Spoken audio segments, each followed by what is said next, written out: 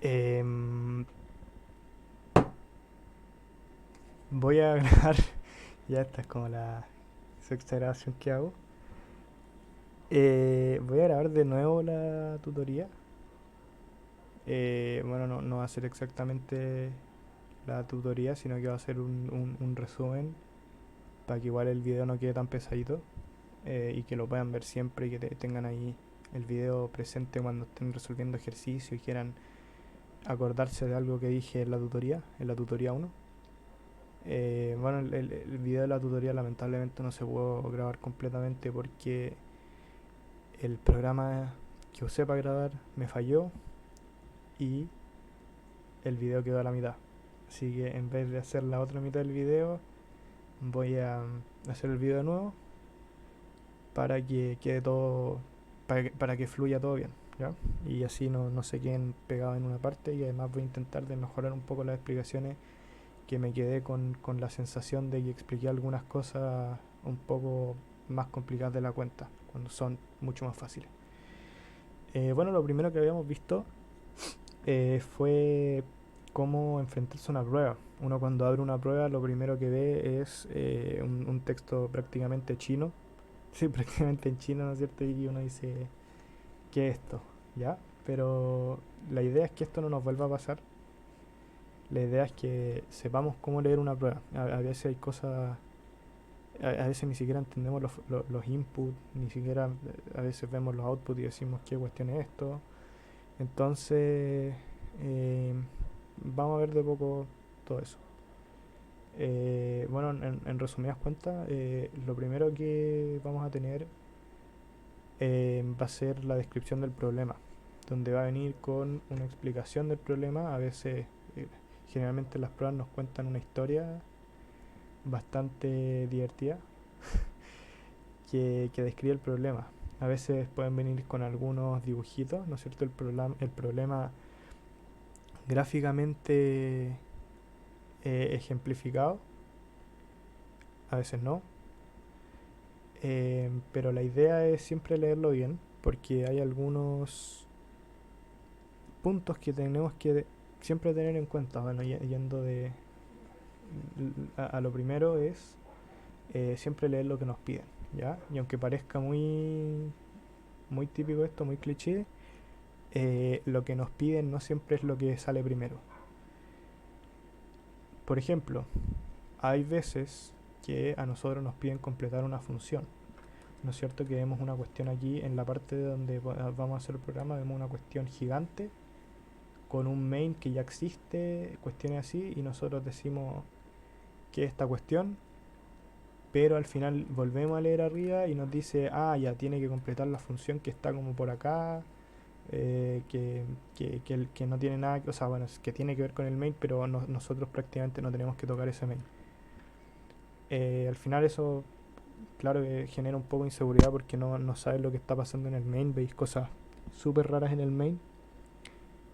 Eh, pero en estos casos, cuando nos pide, por ejemplo aquí nos pide que necesitamos rellenar la función minimum absolute difference, que a ustedes les va a salir así. A mí, yo lo borré acá porque no me gusta cómo queda eso. Ya, esta es la tarea que yo les mandé. Así que al final vamos a explicarla bien. Eh, Les va a salir aquí que tienen que completar la función y si les dice que tienen que completar la función así tiene que ser y no puede ser de otra forma. Ya tienen que hacer caso a esas instrucciones porque por eso les pueden quitar puntos y en realidad les pueden hasta poner un uno. Ya es injusta la vida, hay muchas formas de sacarse un uno lamentablemente en este ramo y tan pocas formas de sacarse un 7, pero hay que intentar de, de ir a la única forma que existe de sacarse un 7, que es leer bien la instrucción, pensar en el problema y atacar el problema. Ya, no me enrollo más. Eh, entonces lo que hagamos, si es que dice que hay que completar la función, vamos a tener que hacer caso y completar la función. En el caso de que no nos diga nada, que nos diga tenéis que resolver el ejercicio y el programa te tiene que dar todo bien, y no te dice nada de completar una función, tú puedes llegar, borrar todo lo que hay ahí y hacer tu propio main y hacer tu propia función, y eso es irse a la segura porque ahí tú sabes lo que está pasando en todo momento, ¿cierto? Y nos da más confianza.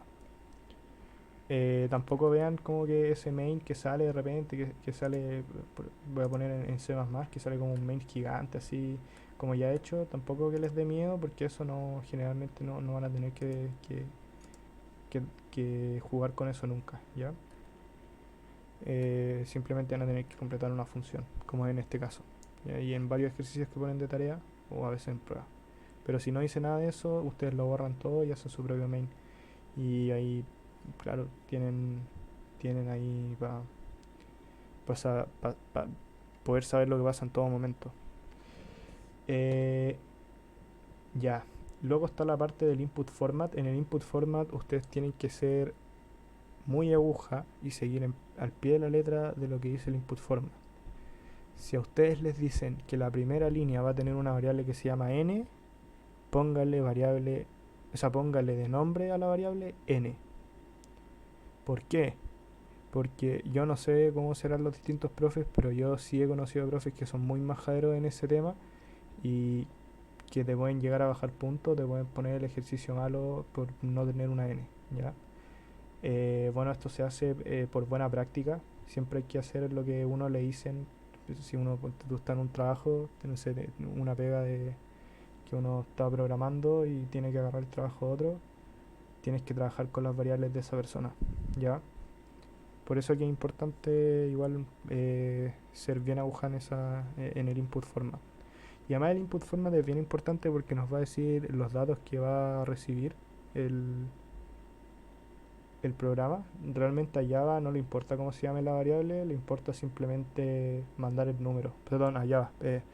El entorno en que se ejecuta Java. Simplemente le importa que el número, o sea, que donde esté insertando el número exista un espacio para poder insertar ese número. ¿Ya? Siempre los números, siempre los inputs los va a insertar el HackerRank. Ustedes no van a tener que digitar nada cuando ustedes resuelvan alguna prueba, ¿ya? Así que por eso quédense tranquilos, no van a tener que digitar los inputs ni nada de eso.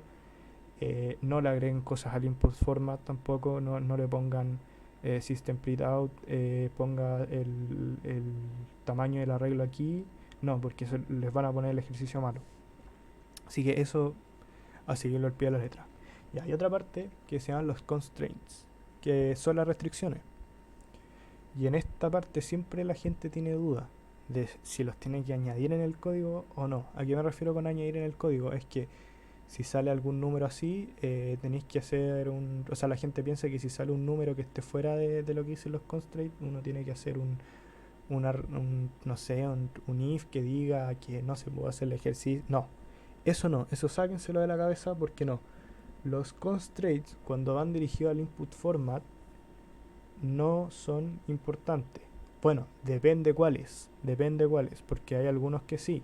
Cuando tiene que ver, eh, cuando la restricción apunta hacia su código, a lo que tienen que hacer, ahí sí, preocúpense de hacer al pie de la letra el ejercicio y preocúpense de la restricción.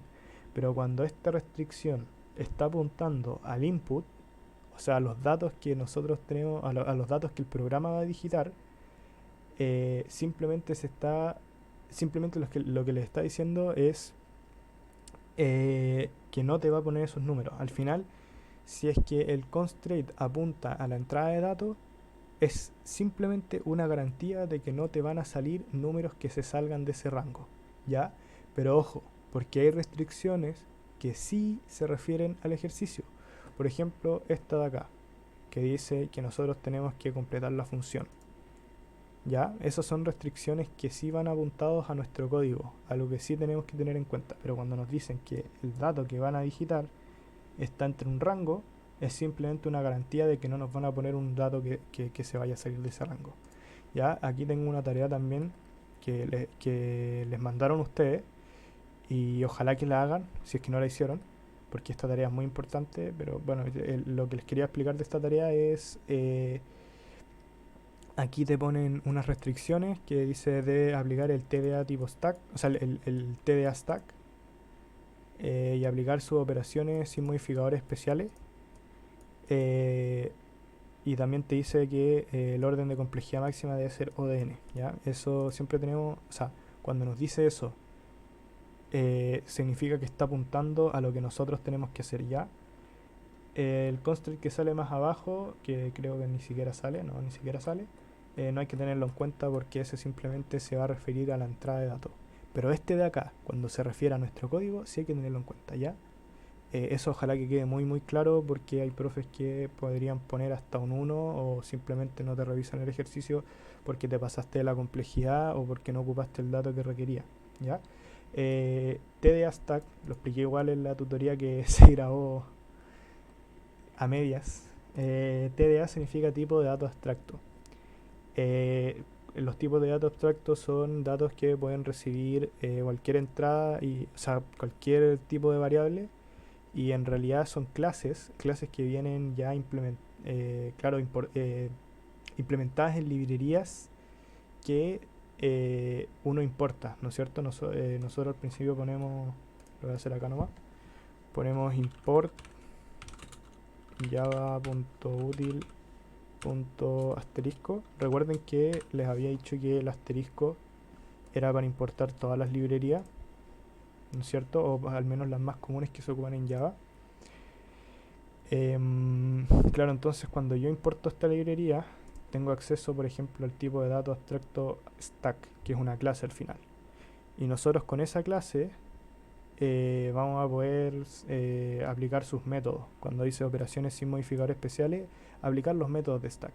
Que eso es otro punto que también vimos de cómo aplicar métodos y cómo googlearlo, que ya lo vamos a ver. Que eso también es súper importante para resolver pruebas. Bueno, y el orden de complejidad, si quieren podemos hacer una tutoría donde explique un poco de complejidad, em, pero realmente es un tema bastante extenso que se ve bien por encima en la U, pero es un tema que tiene pa' curso. Tiene toda una, una historia atrás, toda una teoría atrás.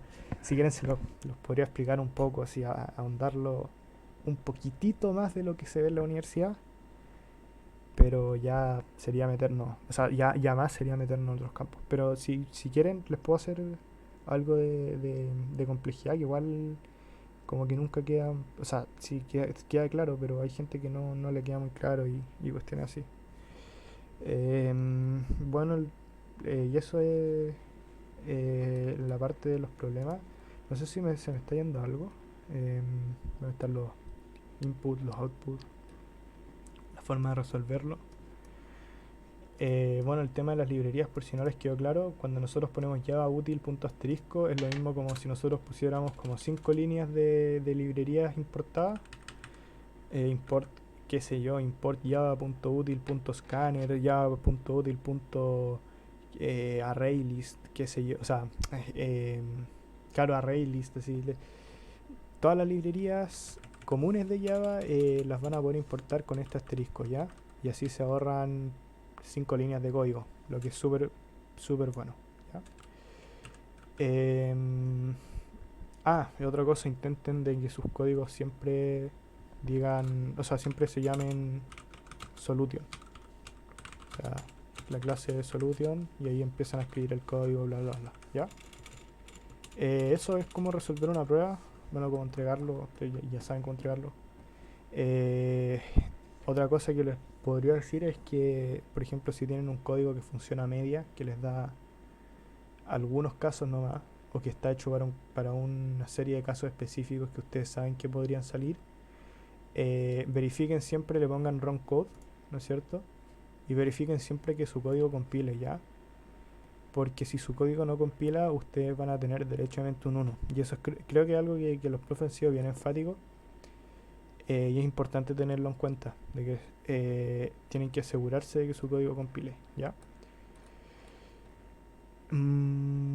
Claro, y si van a entregar alguna solución. Si sacan alguna solución de internet y, bueno, no lo hagan. No, yo les digo tajantemente, o sea, les recomiendo y de hecho los insto a que no saquen soluciones de internet jamás, jamás. Y aunque encuentren el ejercicio, porque uno se da cuenta, 2, a veces ni siquiera te puede compilar, ¿ya? Y 3, bueno, lo típico que ya va a sonar como muy cliché, no vas a aprender nada, te van a poner un ejercicio 3 veces peor, que si no entendiste el ejercicio que copiaste en internet, vaya a entender menos el otro ejercicio y no lo vaya a encontrar nunca en internet. Así que eso. Vamos a ver la otra parte que vimos en esta tutoría 1, que se grabó mal. Perdón que repita tanto que se grabó mal, pero quedé medio picado. No, si no quedé picado. Ya. Vamos a ver cómo buscar en internet los torpedos que nosotros tenemos, eh, gracias a nuestro gran amigo internet.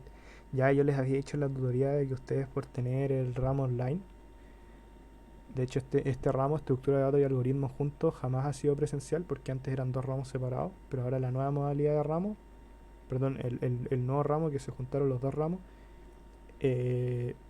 ha sido por 2 años, ha sido online. O sea, los 2 años que tiene de antigüedad este ramo ha sido online.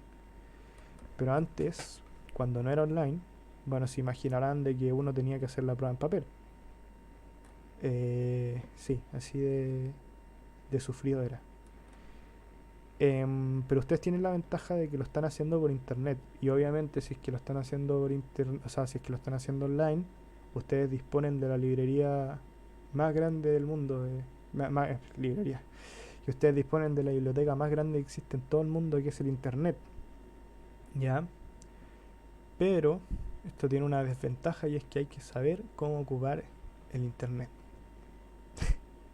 Suena como, como tutorial boomer. Ya, pero esto es verdad, porque a veces, sí, aquí les spoileo un poquito, a veces no sabemos cómo buscar lo que necesitamos para resolver un problema. Y, por ejemplo, no sé, en el ejercicio que habían puesto aquí en esta tarea, decía que nosotros teníamos que aplicar un TDA tipo stack. Ya le expliqué lo que es un TDA, no tendría que explicarlo, ¿no? Pero básicamente la función stack la podemos encontrar, la función stack, la clase stack la podemos encontrar si es que nosotros ponemos java.util asterisco, ya. Dentro de esta clase también está la clase scanner, quiero recordarles, para que no anden poniendo import util scanner. Está también la clase scanner, que es para la entrada de datos.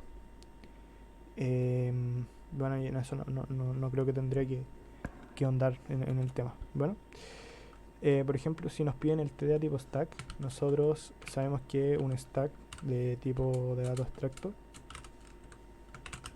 sería así: integer. ¿Está bien escrito? Sí. No sé, pues le ponemos s es igual a new stack,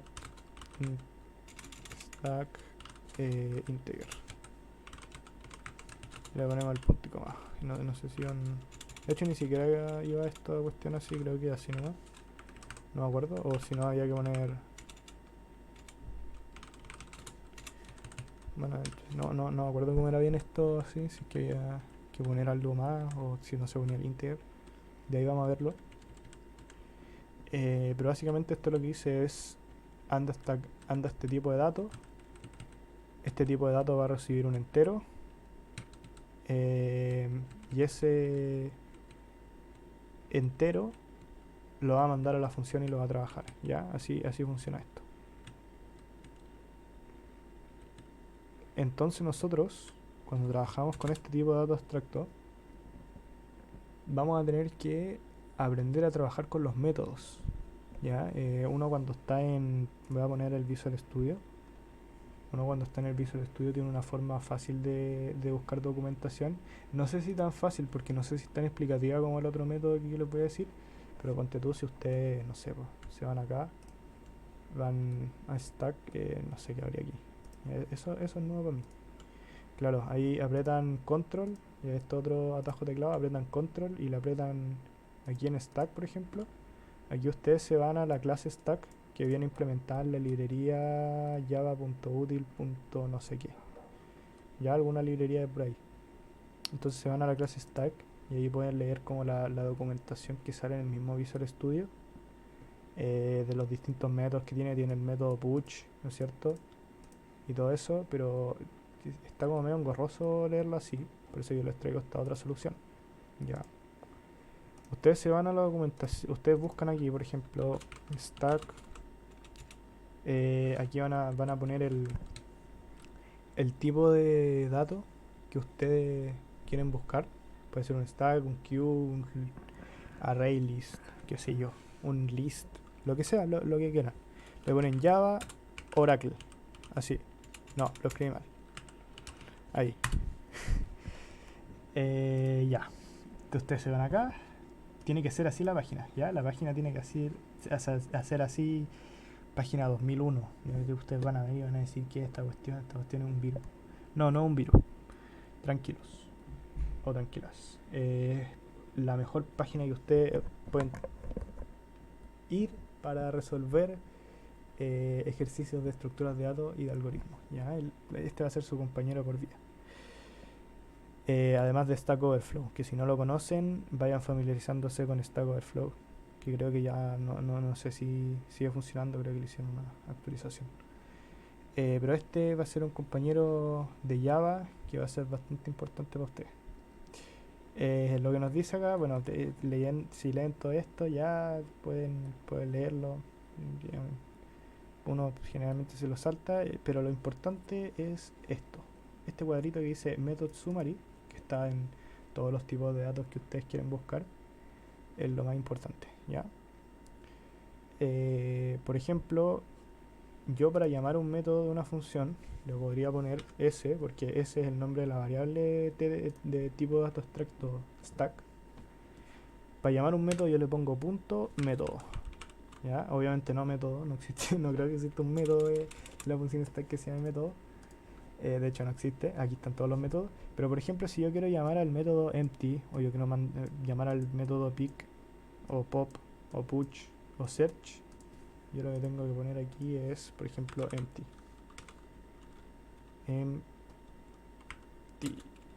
No sé si lo escribí bien, de ahí usted, si es que lo escribí mal, se ríen nomás, pero ahí está. Por ejemplo, nosotros aquí invocamos el método empty de la clase stack, de la clase, claro, en el tipo, o sea, en el dato S, ¿cierto? Esto es lo que nos va a arrojar según la documentación, por eso esta documentación es muy buena. Nos dice lo que nos va a arrojar, va a decir si es que el stack está vacío. Por ejemplo, si es que ponemos pick, si en vez de esto ponemos pick, así, pick, lo que nos va a lanzar es mirar si es que el objeto en la última parte del stack o en la cabeza del stack, ya, o sea, perdón, en la cabeza no, en el último dato que se ingresó en el stack, entonces que el stack es el último dato que ingresó, va a ser el primero en salir. Entonces va a mirar este dato y lo va a poder ver sin tener que removerlo del stack, ¿ya? Va a ser como una forma de recorrerlo, a veces se puede ocupar. Y es bastante bueno. Y, sí, o sea, el pick se usa bastante en stack. Después del push, uno de los favoritos. Bueno, después tienen otros tipos o sea, tienen otros métodos. Los métodos también tengan bien en cuenta que cuentan con, vale la redundancia, y cuentan con tipos de datos. ¿Ya? ¿A qué se refiere con eso? Y ahí en esto hay que ser bien enfático. De que si yo estoy llamando un método, no sé, yo quiero decir que me verifique si es que el stack está vacío, ¿ya? Esto lo que me va a arrojar es un dato de tipo booleano. Eso significa que yo no lo puedo poner en un espacio de tipo entero. ¿A qué me refiero con esto? Yo no puedo sumar s.empty con s.empty porque no es tipo entero, es tipo booleano. El booleano lo que nos arroja es un 0 y un 1, o un 0 o un 1, que dice si es verdadero o falso. Generalmente esto se ocupa, bueno, en específico este método se ocupa en la parte en la condición de un if, ¿no es cierto? En la parte booleana del if, la parte booleana del if es el paréntesis. Aquí siempre tiene que ir un dato booleano y ahí podríamos poner perfectamente s.empty. De, de ahí se ríen de mi inglés, ¿ya? Eh, ya, ahí pueden poner porque es la parte booleana de la condición, del condicional, ¿no es cierto? Eh, pero no lo pueden usar, por ejemplo, una función, digamos función s de tipo entero, no sé, int f que recibe un dato int k y la función al final recibe un stack, le hacemos stack, no sé, integer, ya, bla bla bla, s, y digamos que ahí le hice toda la cuestión, ya, chao. El stack se llama s, ya, por si lo estoy haciendo rápido para que avancemos. Y yo le digo ya, entonces retórname, no sé, el s. No, el return s.empty, ya, eso te va a decir no, está mal, eso está pésimo. ¿Por qué? Porque s.empty no es un dato de tipo entero, es un dato de tipo booleano. Ya, en eso tienen que tener harto ojo. Aquí, en el modify and type. Modifier and type. ¿Qué más hay que leer de acá? Bueno, ustedes pueden buscar esto del stack. Y hay bastantes librerías bastante entretenidas que pueden encontrar. Bacán esta librería. Y lo encuentro muy bacán esta página. Parece chino al principio y es muy fea la página, pero salva días, ¿ya? Así que ahora que ustedes saben cómo ayudarse con el internet, obviamente esto no está prohibido. Esto no es una cuestión de que les van a poner un 1 si es que se ayudan en el internet, no. De hecho, yo les diría, ayúdense con estas cosas. Y eso no es lo mismo decirle copien los ejercicios. Ya, copiar los ejercicios no, jamás lo hagan. Nunca, nunca, nunca, nunca. Pero sí pueden tener estos tipos de ayuda en internet, buscar estos tipos de ayuda en internet, solamente que hay que saber cómo leerlo. ¿Ya?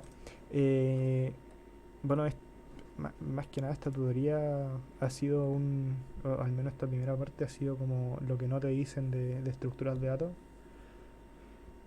Y son pequeños consejos para que ustedes puedan dar el ramo de la mejor manera. No me acuerdo qué más habíamos visto. Como ven, voy cero pauteado. Ya es la sexta grabación de esto. Habíamos visto ya estas cosas. Habíamos visto unos atajos muy bacanes del teclado. Ya igual lo voy a enseñar. Me acordé del otro, ¿ya? Bueno, habíamos visto este que era el más bacán de todos, que era para seleccionar varias líneas, varios rows, ¿no es cierto? Y vamos a seleccionar ahí, borrar esta cuestión, no sé, y ponerle hola, sí, y bacán, ¿ya?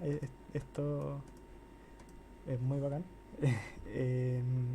La otra cosa que habíamos visto es que, por ejemplo, si yo tenía un dato tipo, por ejemplo, este dato, yo lo agarraba, le hacía un doble clic o lo seleccionaba todo. Si le daba el control D, iba a seleccionar todos los datos que tengan este mismo nombre, ¿cierto? Y yo los podía borrar y cambiarle el nombre a hola, ¿cierto? Y a ese también es muy bacán. Esto simplemente es como para optimizar el tiempo y ahorrar un poquito de tiempo a la hora de hacer el código y no ir uno por uno. También para los que tenemos TOC, podemos ir así, no sé, pues quedó mal tabulado esto, quedó como así. Nosotros se nos activa nuestro TOC y queremos tabularlo bien y lo hacemos ahí, ya. Y seleccionamos todo eso, ¿no es cierto? Seleccionamos toda esta corrida, todo este row. Ahí está. Y le hacemos así nomás y quedó con más TOC, ¿sabes? Quedé más TOC, lamentablemente, ¿ya? Pero imagínense que quedó bien. Voy a sacar esto porque me está poniendo nervioso. Ahí está. El otro atajo que les quería mencionar era el alt. Eh, si tú tienes un hola aquí, tú tienes un chao acá. Ya imagínense que esto es código, obviamente no es con hola y chao, pero es código. Tú apretando Alt y las flechas, ¿no es cierto? La flecha de arriba, abajo, izquierda, derecha. No, no era así, no era con Alt. Ya. Era con Control o con Alt. Ah, sí, es con Alt, es con Alt. Es con el Alt izquierdo, ¿ya? Ustedes pueden intercambiar esto. No sé, ponen una línea abajo, así, y el otro paso arriba. Ya eso también sirve harto a veces cuando declaramos cosas arriba de otras cosas que van cambiando. Nos puede alterar el orden de nuestro algoritmo. Y es bien importante saber eso. O si queremos subir algo, o sea, subir algo de posición y cuestión así, ya es bastante bueno saber eso. El siguiente punto, bueno, yo les habría preguntado en este punto de cómo estaban para Node. Ya hemos resuelto este ejercicio. Ya, me gustaría verlo de nuevo. De hecho, lo podríamos escribir de nuevo. O sea, es que no. No, no, porque si no se va a hacer muy largo. Les voy a explicar uno a uno lo que era. Ya. Para explicar este ejercicio, primero voy a hacer la explicación de lo que es un nodo. Voy a ir acá. Bueno, aquí está unas cositas que está hablando. Bueno, para ver este ejercicio realmente es bastante sencillo si es que sabemos cómo recorrer nodos. Quizá al principio no parezca muy sencillo, pero vamos a aprender a recorrer nodos y así estos ejercicios realmente van a ser totalmente sencillos. Bueno, lo que nos explica el ejercicio es que nos pasan dos listas que ya están ordenadas y nosotros lo que vamos a tener que hacer es el merge. Merge es combinar. Combinar las dos listas ordenadamente.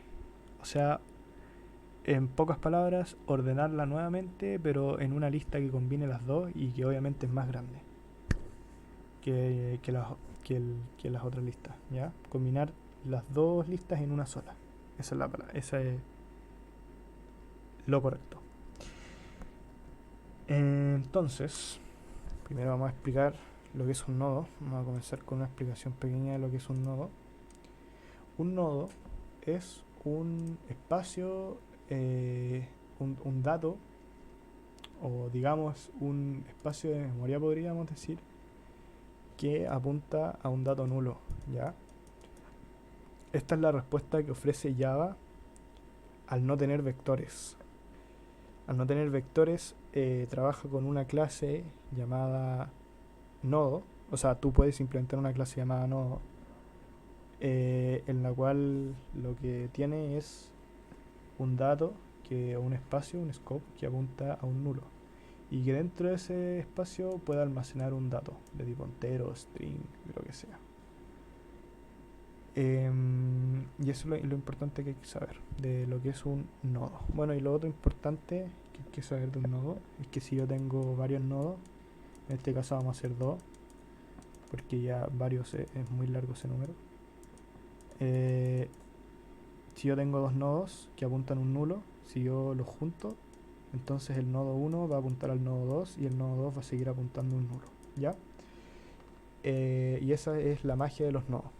Otra cosa que quiero explicar, si es que no se me va nada más en esta parte, es la ventaja que tenemos al trabajar con nodos. Ya los nodos tienen una ventaja eh, que es increíble, que no vamos a tener claro, no vamos a tener que estar iterando dentro de la lista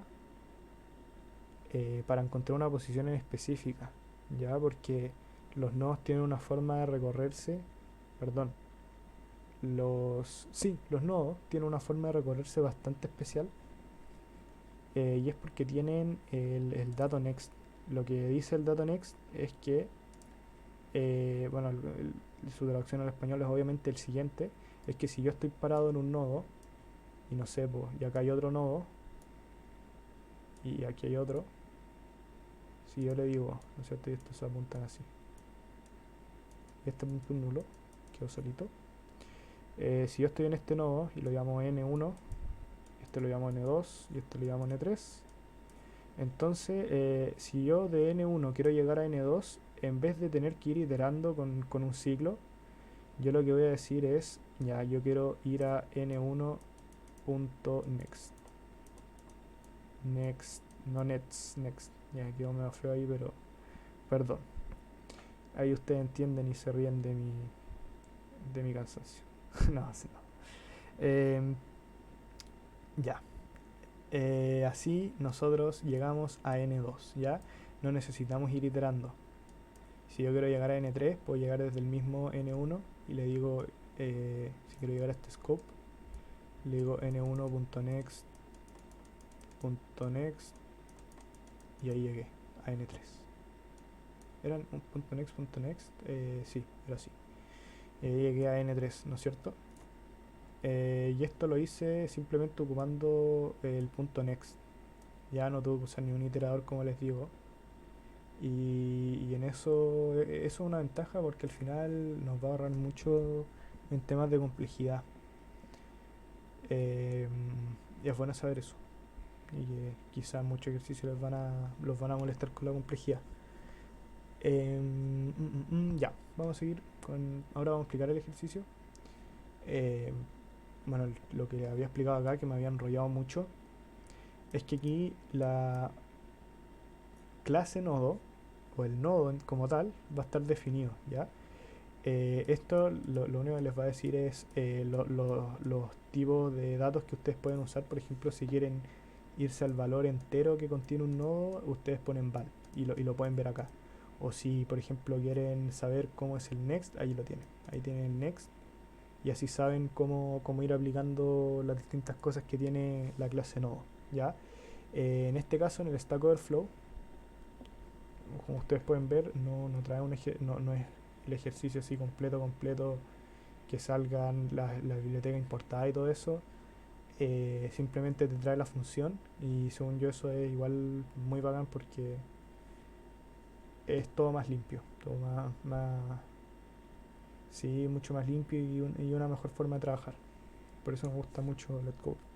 Bueno, cuando ustedes entren al ejercicio van a ver que va a estar solamente la clase solución y que va a estar la función. La función, como se imaginan, tiene que retornar un dato de tipo listNode.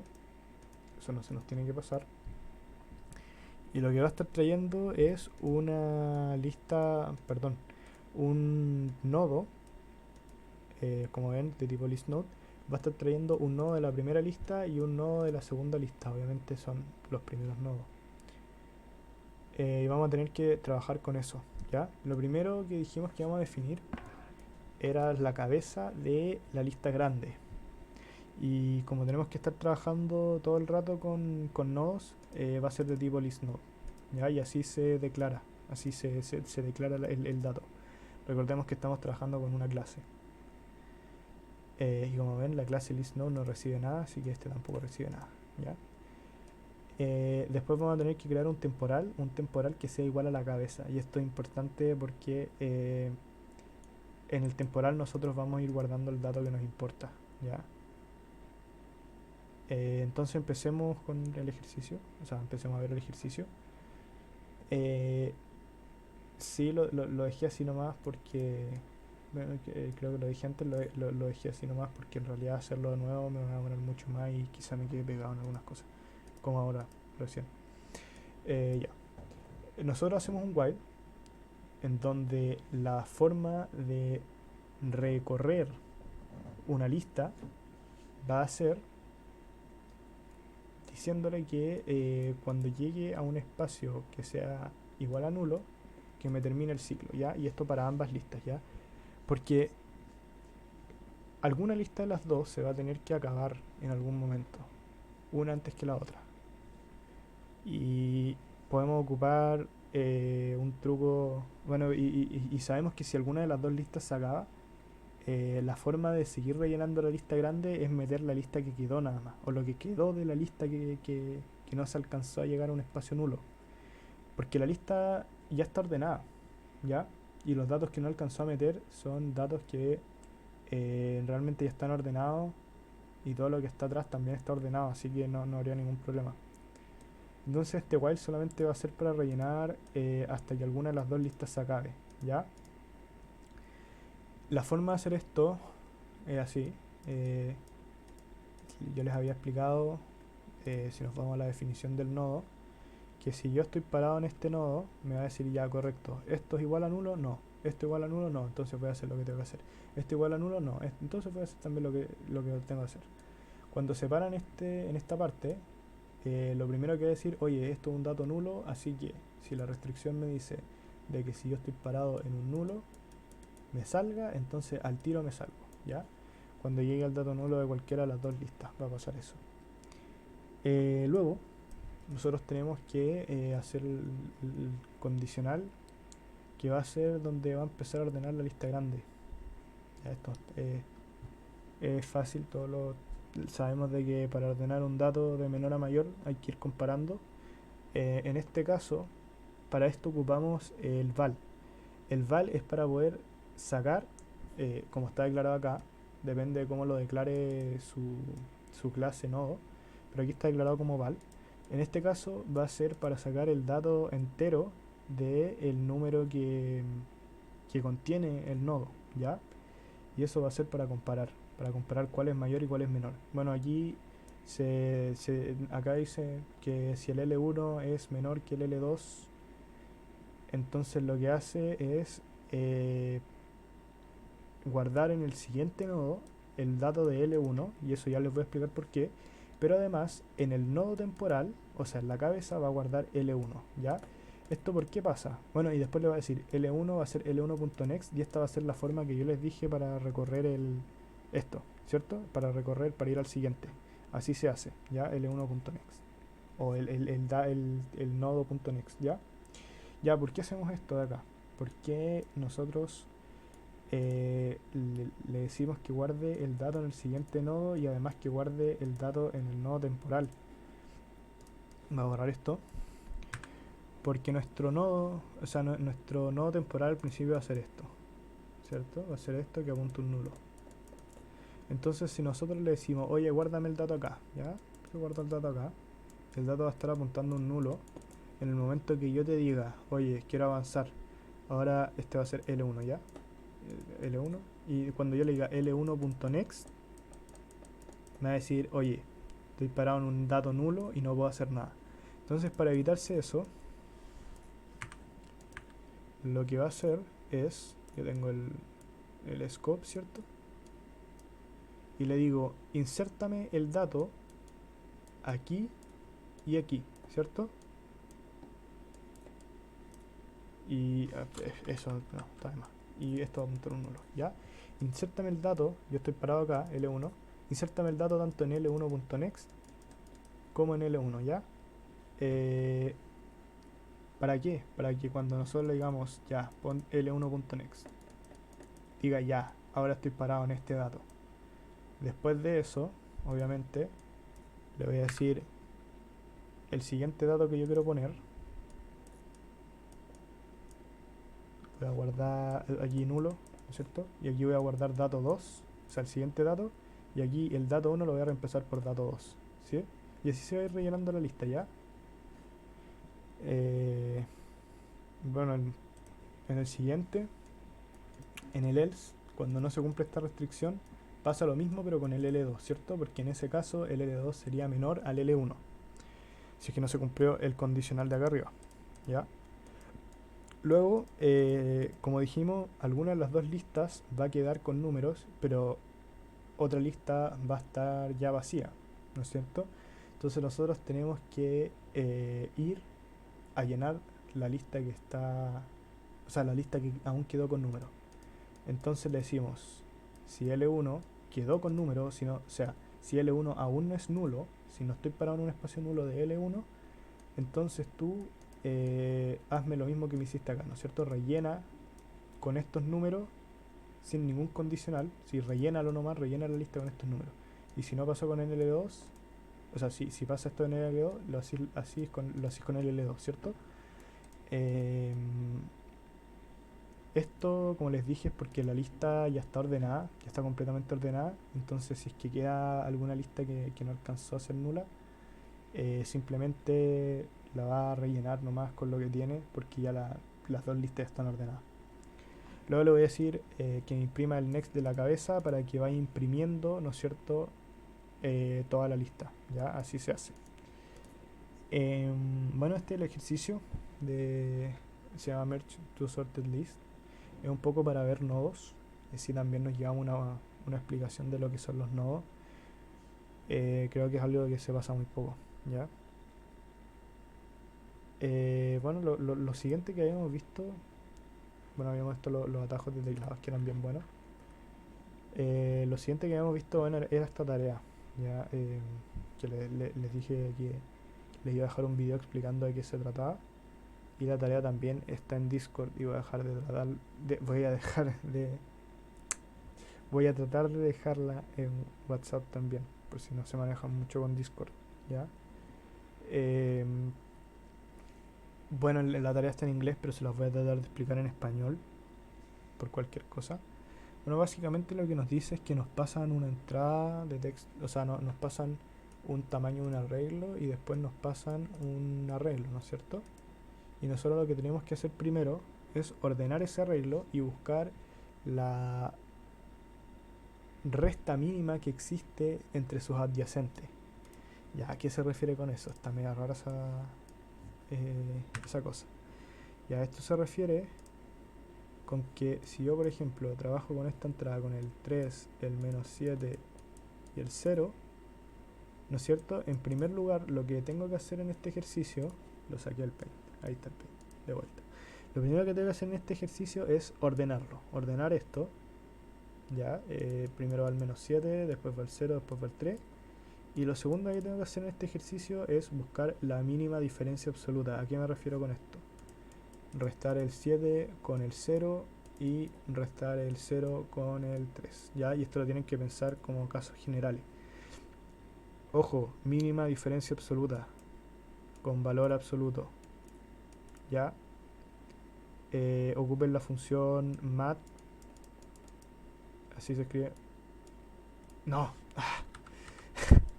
así se escribe la función mat, ya. Búsquenla, acuérdense lo que yo les dije, Oracle, aquí, busquen math, Oracle Java, y ahí tienen toda la función math, ahí tienen valores absolutos y también tienen mínimos y máximos que van a tener que ocuparlo acá. Ya ocupen esto. Ojo que la función absoluto, el valor absoluto está en double, así que también tienen que ver cómo pasarlo a un valor entero, si es que necesitan trabajarlo como entero. Ocupen estas funciones min, max para hacer este ejercicio, ¿ya? Está en la librería .mat, échenle una ojeada a esto. De verdad se los digo, salva vidas. Ya volviendo al ejercicio, tiene que ser la diferencia absoluta. Entonces si restamos esto va a ser menos 7, pero como está en valor absoluto va a ser un 7. Y si restamos esto va a ser un menos 3, pero como está en absoluto, en valor absoluto va a ser un 3. Y luego yo lo que tengo que imprimir es cuál va a ser la mínima diferencia, que va a ser ese 3, ¿cierto? Mínima diferencia absoluta. Entonces yo lo que tengo que sacar finalmente es un 3, ¿ya? Esto es solamente un ejemplo del primer input. Obviamente lo van a tener que hacer con casos generales. A ustedes les puede salir una entrada que sean 1 millón de números y su programa va a tener que saber cómo hacerlo. ¿Ya? Igual explica esto bien, pero igual se los quería explicar en español por si tenían algunas dudas. Ahí están los constraints. No los pesquen. Los únicos constraints que tienen que pescar son estos. El input format y que debe ser la función, deben completar la función que les va a salir acá. A mí ya no me sale porque lo saqué, porque me pone muy nervioso toda esa cuestión. Todos esos números ahí me ponen... pero ya, tienen que completar la función que ustedes les piden completar, que tiene que retornar un entero que tiene que ser la mínima diferencia absoluta de estos números, ¿ya? Eso es el ejercicio. Si tienen dudas, cuestiones así, me preguntan nomás. Yo realmente estoy hasta muy tarde haciendo cosas, así que dale, pregunten nomás. Si es que no contesto, quizá conteste mañana, o sea, mañana al día siguiente. Y eso es todo. Ojalá que les haya gustado la grabación. Ya no les puedo preguntar si les gusta la tutoría porque ya está hecha, solo que no está grabada. Y eso es todo por mi parte. Así que me despido y adiós.